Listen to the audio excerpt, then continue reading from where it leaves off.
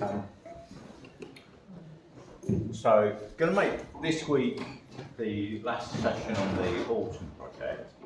And I thought this week I've got a few autumn themed still life objects which I brought in. Because I've noticed one or two of you have been working from little still life setups. There's a few bits over there if anybody wants to use any of those. And I've got given these, I was told they're Quince, but they may not be, I don't know. But they're quite attractive anyway. Got given these at the weekend. They are Quince. They are, really yeah. The big ones up there. Yeah. So, yeah, so I thought they were rather lovely. So we've got those two. There's a couple there and a couple more up there. You've got some too? No, Quince. Oh no. Sorry. Yeah. There's two, yeah, bring them in. They were, yeah, we did the Southend Pan Air at the weekend. Went to Steve's allotment and he had these lovely tree on his allotment. So that's where they came from. Right, so I'll do a little bit of that in a minute. So next week we're not here. So it's the start of the Wapping Group show and we've got the Pride View Day, which, you know, if anybody wants to come up, it's the Pride View Day or the whole show. The show's on, I think, until the 11th of November. Yeah, so I think it's generally open from about 10 or 11 in the morning till about 6. So there'll be somebody there and I'll be up there a couple of times. I think I'm up 3 times at least for stewarding. I'll also go to Chelsea and do a bit of painting around there at some points as well, when I'm not teaching. So yeah, very welcome if you'd like to do that. I'll have, this show I'll have at least 6 pictures in, hopefully, or up to 6, yeah, at the time, because I'm a member. Then when we come back, I'll be starting the lino. So the project when we come back, it's either lino printing, if you want to fancy having a go at lino printing, or it's, the theme was like vegetables, but almost like kind of looking through sections of vegetables or fruit. So it's a still life, but looking, you know, we'll cut into fruits and veg and be looking at the insides and sections. So it's a slightly different take on it. So that could be, that's a nice one. Looking forward to that. So yeah, I'll probably use some of these again. If they're still all right, and just chop them up. That'll be part of what I use. With the lino printing, if you're interested in the lino printing, I brought a couple of my books in. So since I did lino printing last year, I bought a couple of books. So there's these two, if you want to have a look through for a bit of inspiration.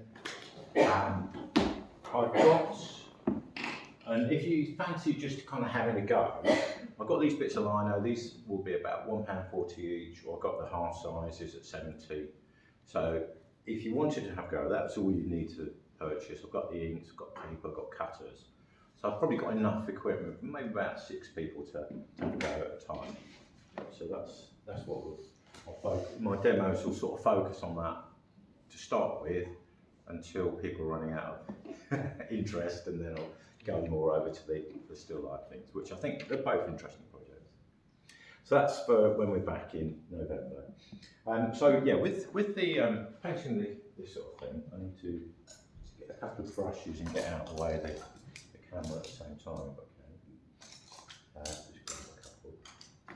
So I've got, yeah, it's nice when you're setting something up, think about your background and think about the lighting, because that's really what makes the drama of it.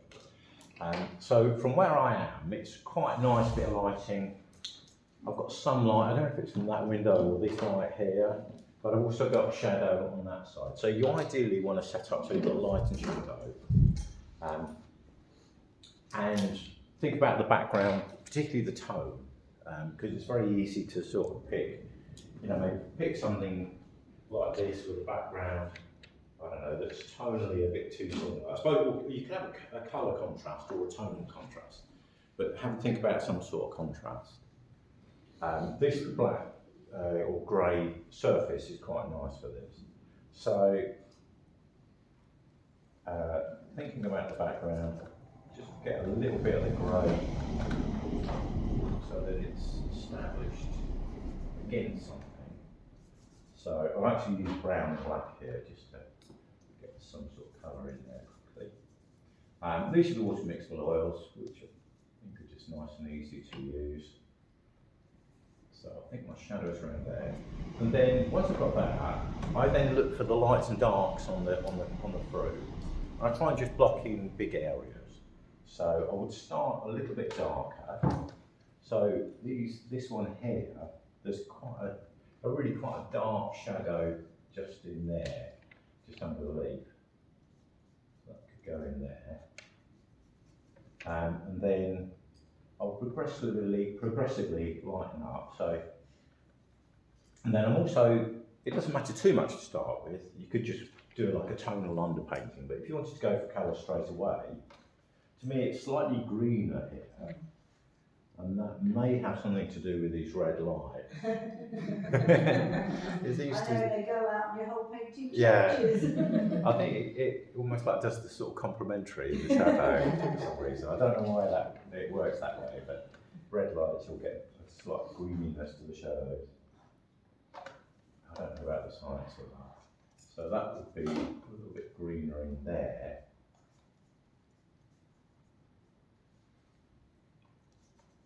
I always find it's easier to get the darks in. Sometimes I found some of my students, particularly the students that are a little bit newer to painting, they'll put everything in light and then try and darken, but I always find it's a lot easier to go darker and then lighten up, particularly with oils and acrylics. And then this side, it's a yellow, to me it's a slightly warmer yellow. I'm just going to add a tiny bit of crimson to that, that's probably far too much. And gradually work that in.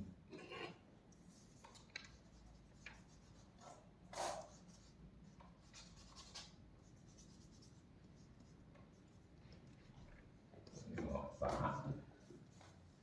And then I do want it a little bit dark around here so I can see the contrast.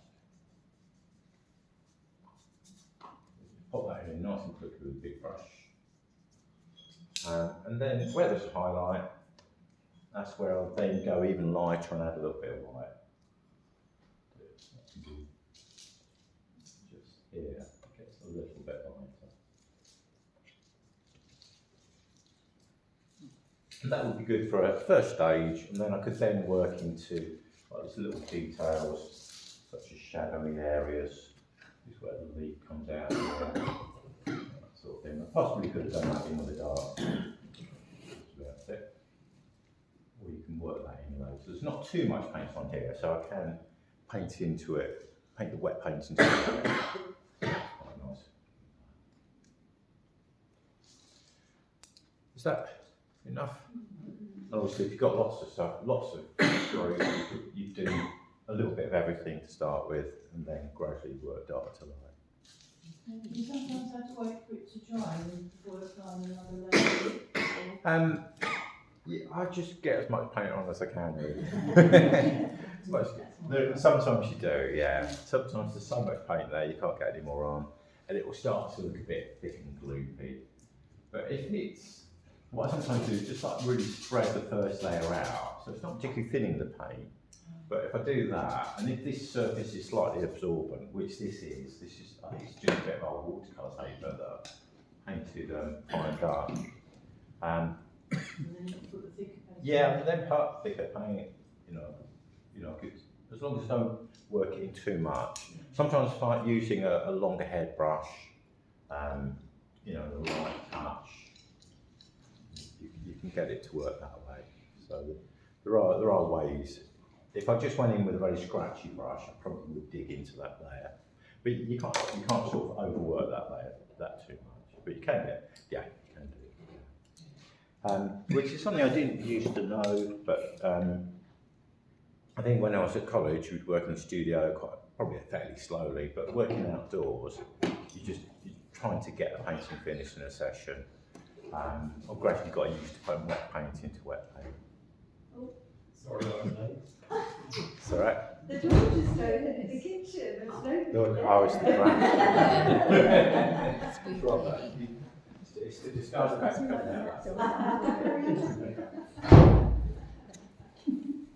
I only saw that door.